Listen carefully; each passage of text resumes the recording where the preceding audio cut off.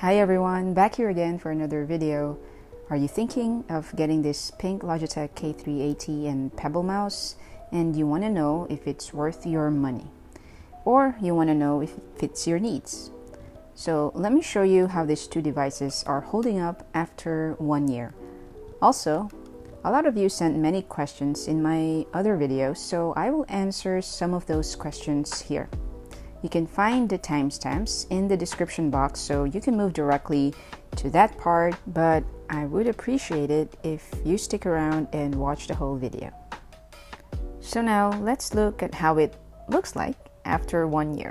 My friend bought this in July of 2020 and I made a video about this 8 months ago. So first, let's see how the keys are looking now. Last time my friend had the tie stickers on it and it was holding up okay, though some stickers were gathering dirt a bit. So the typing experience was different with the stickers. So my friend decided to remove it. With the stickers, the fingertips seem to be getting a bit stuck on the plastic stickers, and without it, the fingers can type and slide more easily between the keys. It's quite hard to explain as I think you need to experience it to know what I mean. So anyone who understood what I just said, leave me a thumbs up in the comment section down below.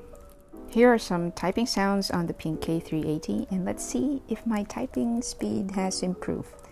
I made a video how to type fast and check it out too after you watch this video.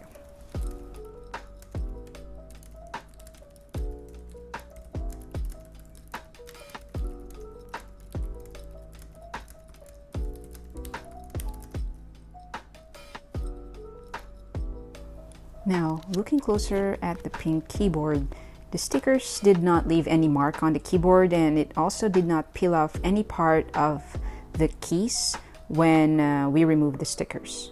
All the letters and numbers and symbols remain intact. And compared to my blue K380, the keys did not become as shiny and look beaten up like my blue K380. But then again, this has 3 years of difference. So maybe that's the reason why my blue K380 looks way worse than the pink one.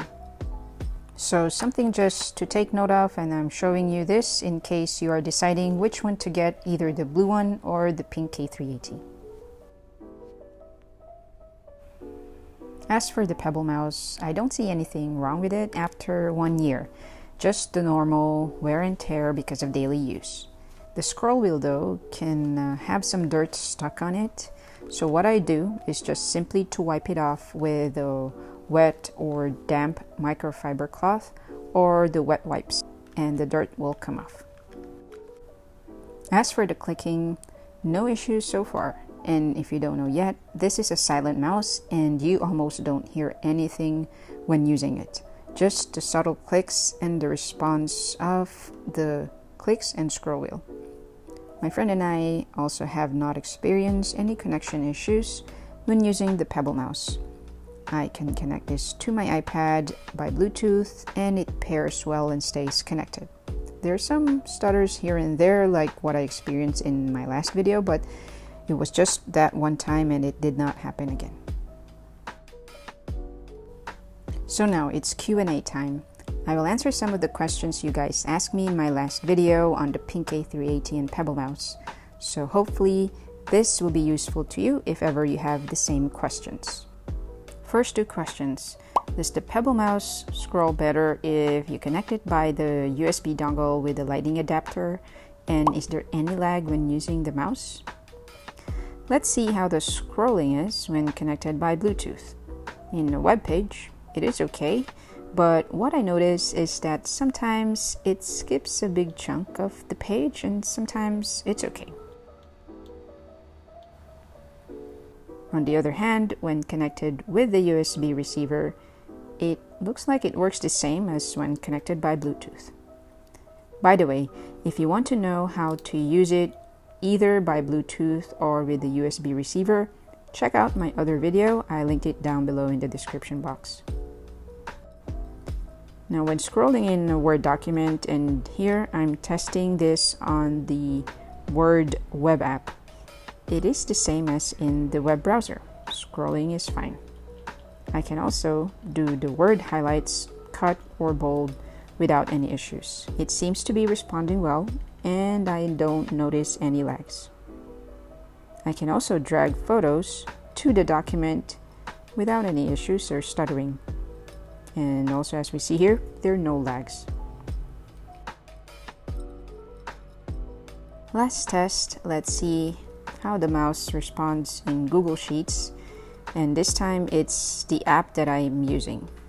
Scrolling in the Sheets app is okay too, similar to the other apps. And dragging on the cells is also working fine. Here I'm just showing simple tests, as I think this is what we, who are average users, usually use the mouse for. So nothing really technical, just simple daily usage. Next question, why are the keys not working? Like the letters or the number keys are not working, but function keys are. This may happen when I type on my iPad and I have set the iPad's keyboard to another language. I mentioned and explained this in one of my videos, but I'll explain it again here. As an example, here I'm typing some sentences and most of the keys work okay, like the letters are typing fine. But the semicolon is typing something else, and the same with the @ and the hashtag sign, and also the question mark. It's not working and typing correctly. This is simply because the keyboard language is set not in English, but something else. For example, Spanish. So how can you know what language your keyboard is set on? Well, you can do is display the virtual keyboard, long press on the globe key, and you will see which language you are currently on. Well, this is the long way. The short way is just press function and the insert key to switch to English. Then the keys should be working correctly. Of course, this depends on what language you really need to use. In any case, you can add or remove the languages in the iPad settings. To go to the settings, you can do that from the virtual keyboard or going to the general settings, and you will end up in the same page to update the keyboard settings. Here you can add new keyboard or new languages or click and edit to remove the ones you don't need. Next question I receive is, does the mouse scroll wheel click? Yes, it clicks. You can use the scroll wheel click on the iPad, but you need to customize what action it will do, and also this means you need to turn on assistive touch. If it is off, it will simply work the same as the left click.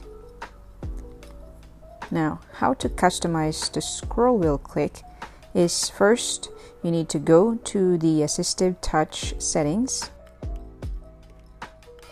Then you go to devices and then choose Logitech Pebble.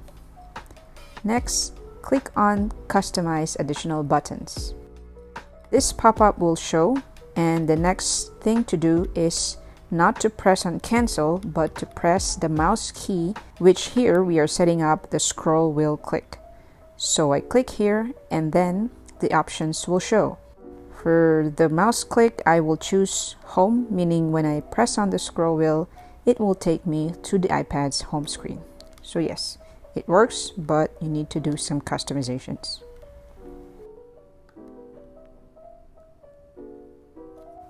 On to the next question. Can you use the AirPods while using the keyboard and mouse? And the answer is yes.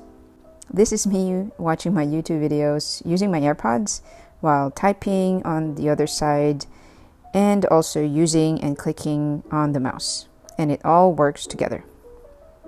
I can also connect my Bluetooth speaker. Let's say I don't want to use my AirPods, but instead use the Bluetooth speaker. And again, it also works together with the K380 keyboard and the Pebble mouse.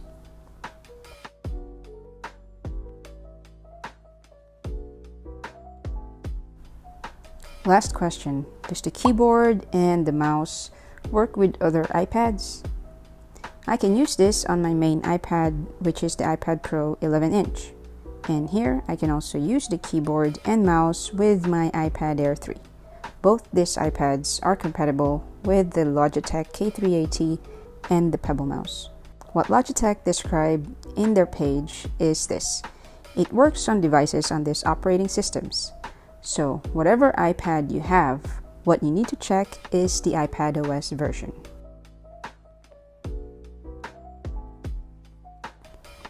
iOS is one of the compatible operating systems for the K380 keyboard, and proven and tested, it works. On the other hand, though Logitech did not mention iOS is compatible to the Pebble mouse, I can still connect it to my iPhone. However, I need to turn on Assistive Touch for it to work, which is not really necessary when using the mouse on either of my iPads.